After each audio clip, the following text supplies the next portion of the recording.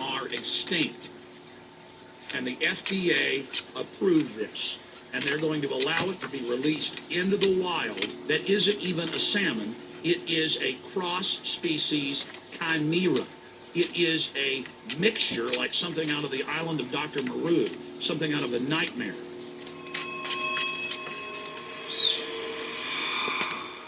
More than 85% of the corn now consumed in the United States, it's also starting to trend that way in Europe and Canada, is genetically engineered. It grows its own pesticide within the corn kernels so that insects won't eat it.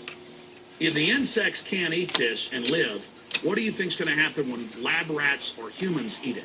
We have literally hundreds of studies showing that not just Monsanto's, but other major GMO companies' corn, that's the majority of corn we're now eating today in the United States, has been linked to organ failure in lab animals. The studies also show massive increases in sterility in rats and guinea pigs that are fed not just GMO corn, but GMO cotton seeds.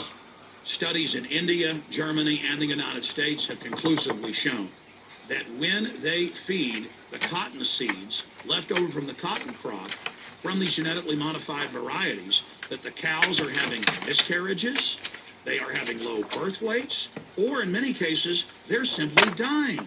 And what is in most processed foods? Genetically modified cottonseed oil.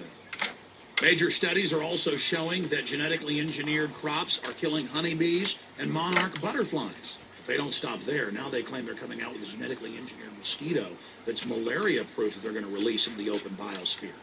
The very genetic code of the planet is being butchered in a hostile corporate takeover.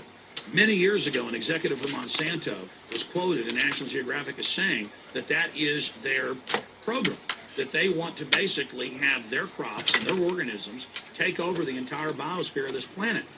And the major genetic engineer companies have focused mainly on 8 major food crops. Now they're expanding out into hundreds and hundreds and hundreds of other plants, literally changing the genetic code of the planet.